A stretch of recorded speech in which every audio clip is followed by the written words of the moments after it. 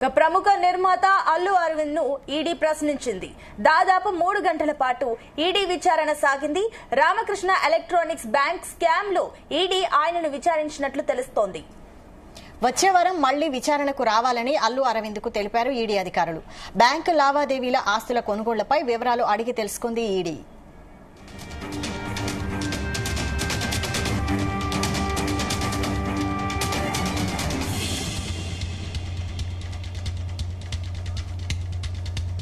ఇక ప్రముఖ నిర్మాత అల్లు అరవింద్ ను ఈడీ ప్రశ్నించింది. దాదాపు 3 గంటల పాటు ఈడీ విచారణ సాగింది. రామకృష్ణ ఎలక్ట్రానిక్స్ బ్యాంక్ స్కామ్ లో ఈడీ ఆయనను విచారించినట్లు తెలుస్తోంది. ఇక వచ్చే వారం మళ్లీ విచారణకు రావాలని అల్లు అరవింద్ కు తెలిపారు ఈడీ అధికారులు. బ్యాంకు లావాదేవీల ఆస్తుల కొనుగోళ్లపై వివరాలు అడిగి తెలుసుకుంది ఈడీ. ఈ అంశంపై మరిన్ని details crime bureau chief Raviteja అందిస్తారు. రవితేజ, అల్లు అరవింద్ కి ఎన్ఫోర్స్మెంట్ డైరెక్టరేట్ నోటీసులు అందజేయడము, ఆ నోటీసుల ప్రకారంగా ఈ రోజు అల్లు అరవింద్ ఈడీ కార్యాలయం ముందు హాజరైనట్లు సమాచారం అందుతుంది. ఈ కేసుకు సంబంధించి 2016-17 క్రమంలో అల్లు అరవింద్ తన పై నమోదైనటువంటి కొన్ని ఆరోపణల నేపథ్యంలో ఈ రోజు ఈడీ కార్యాలయం హాజరైనట్లుగా తెలుస్తోంది. ఇతను రామకృష్ణ ఎలక్ట్రానిక్స్ బ్యాంక్ స్కామ్ లో అల్లు అరవింద్ ని ఈ రోజు ఈడీ క్వశ్చన్ చేసింది. మళ్ళీ తిరిగి వచ్చే వారం ఈడీ కార్యాలయం ముందు మీరు రావాలి అంటూ కూడా ఈ ఆదేశాలు జారీ చేయడం జరిగింది. బ్యాంకు లావాదేవీలు ఆస్తుల కొనుగోలుపై కూడా అల్లు అరవింద్ ని ఎన్ఫోర్స్మెంట్ డైరెక్టరేట్ ఈ వివరాలు అడిగి తెలుసుకున్నట్టుగా సమాచారం అందుతుంది. ఇది 2016-17లో ఈ బ్యాంక్ ఎలక్ట్రానిక్స్ రామకృష్ణ బ్యాంక్ లో ఒక స్కామ్ వెలుగులోకి రావడము, ఆ స్కామ్ లో అల్లు అరవింద్ సైతం ఇన్వాల్వ్ అయి ఉన్నాడు. అల్లు అరవింద్ ఇతని నేతృత్వంలోనే జరిగినటువంటి స్కామ్ అంటూ కూడా అతని పైన కొన్ని అభియోగాలు రావడము, దాని ఇన్వెస్టిగేషన్ లో భాగంగానే ఎన్ఫోర్స్మెంట్ డైరెక్టరేట్ గతంలోనే అల్లు అరవింద్ కి నోటీసులు ఇచ్చి అనంతరం ఈ రోజు ఈడీ కార్యాలయానికి పిలిపించి సుమారు 4 గంటల పాటు అతని విచారణ చేపట్టి అతని నుంచి కూడా పూర్తి వివరాలు స్టేట్మెంట్ రూపంలో తీసుకుని తిరిగి వచ్చే వారం నాడు మళ్ళీ అందుబాటులో ఉండి ఈడీ కార్యాలయం ముందు హాజరవ్వాలంటూ కూడా ఈ ఆదేశాలు ఇవ్వడం జరిగింది. ఇటీవలే ఈ పుష్ప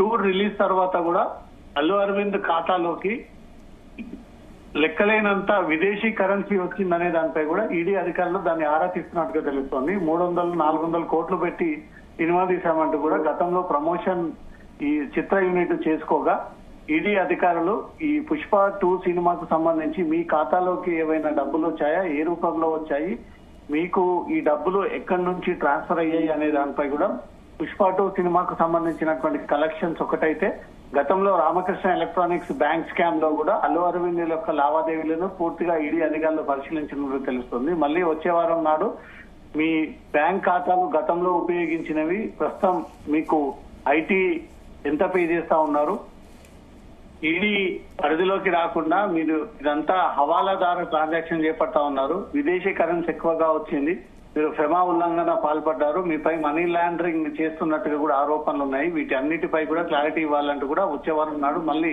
నోటీసులు జారీ చేసి అల్లు అరవింద్ ని ఈడీ కార్యాలయానికి పిలిపించి విచారించేటువంటి అవకాశం ఉంది. వైశాలి, అయితే ఎప్పుడో 2016-17కి సంబంధించిన ఇష్యూ ఇప్పుడు బయటికి రావడానికి కారణం ఏంటి? ఎన్ఫోర్స్మెంట్ డైరెక్టరేట్ గత కేసులన్నీ కూడా ఎక్కడెక్కడ పెండింగ్ లో ఉన్నాయి, ఇంకా ఎవరెవరిని విచారించాలి, ఎవరు దీంట్లో స్టేట్మెంట్ మిస్ అయ్యాయి, ఎవరు దీంట్లో ఆరోపణలు ఎదుర్కొంటూ ఉంటారు.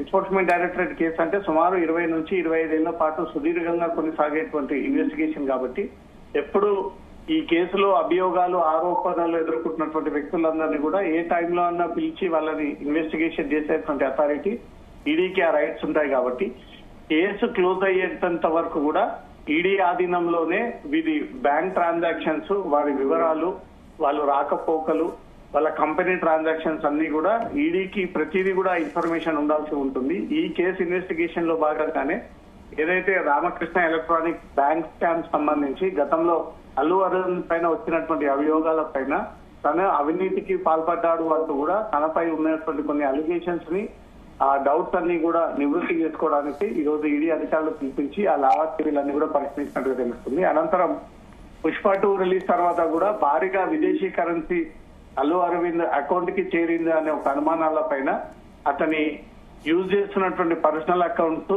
మీ కంపెనీ ద్వారా ఉపయోగిస్తున్నటువంటి అకౌంట్స్ డీటెయిల్స్ అన్ని కూడా తమకు కావాలి. వచ్చే వారం నాడు ఆ డీటెయిల్స్ అన్ని కూడా తీసుకొని ఈడీ కార్యాలయం ముందు హాజరవ్వాలని అంటూ కూడా ఆదేశాలు ఇవ్వడం జరిగింది. ఈ కేసుకి సంబంధించి అన్ని వివరాలు అల్లు అరవింద్ త్వరలో ఈడీ కార్యాలయం ముందు సమర్పించేటువంటి ఛాన్స్ ఉంది. అయితే ఈ కేసుకు సంబంధించి ఇప్పుడు ఫస్ట్ టైం విచారించారా ఈ రోజు? గతంలో అల్లు అరవింద్ ని 2016 సమయంలో ఈ స్కామ్ జరిగినప్పుడు అతని ఈడీ అధికారులు క్వశ్చన్ చేశారు. ఆ తర్వాత సుదీర్ఘ విచారణ తర్వాత రెండోసారి అల్లు అరవింద్ ని మరోసారి ఈడీ కార్యాలయానికి పిలిపించి 3 గంటల పాటు విచారణ చేపట్టారు. దీంట్లో మీ ఇన్వాల్వ్మెంట్ ఏంటి, మీ పేరు ఎందుకు తరచుగా వినబడతా ఉంది, మీ బ్యాంక్ ట్రాన్సాక్షన్స్ అన్ని కూడా మాకు కావాలి. ఈ పుష్ప 2 సందర్భంగా విదేశీ కరెన్సీ వచ్చి మీ అకౌంట్ లో అనే కొన్ని అనుమానాలు ఉన్నాయి. పుష్ప 2 సందర్భంగా మీకు వచ్చినటువంటి కరెన్సీ ఎంత, ఇది మనీ లాండరింగ్ కోణంలోకి వస్తుందనే అనుమానాలు మాకున్నాయి. పెమా ఉల్లంఘనకు పాల్పడి ఈ డబ్బులంతా కూడా మీ అకౌంట్ లో చేరినట్టుగా కూడా మాకు కొన్ని ఆధారాలు ఉన్నాయి. అప్పటి 2017లో నమోదైనటువంటి కేసు ఇప్పుడు పుష్ప 2 సందర్భంగా మీపై వస్తున్నటువంటి అభియోగాల పైన మీరు ఏం క్లారిటీ ఇవ్వదలుచుకున్నారు, ఏ ఇల్లీగల్ జరగకుంటే మీకు వచ్చేటువంటి ప్రతి ట్రాన్సాక్షన్ ని కూడా ఆ పూర్తి వివరాలు తమకు అందజేయాలి. అది పరిశీలించిన తర్వాత ఇది మనీ లాండరింగ్ జరిగిందా లేదా, ఫెమా ఉల్లంఘనకు పాల్పడ్డారా లేదా, గతంలో జరిగినటువంటి 2017 కేసులో మీ ఇన్వాల్వ్మెంట్ అనే దానిపై కూడా త్వరలో ఇది అల్లు అరవింద్ వ్యవహారం పైన ఒక కీలకమైనటువంటి నిర్ణయం తీసుకునేటువంటి అవకాశం. Right, thank you Raviteja.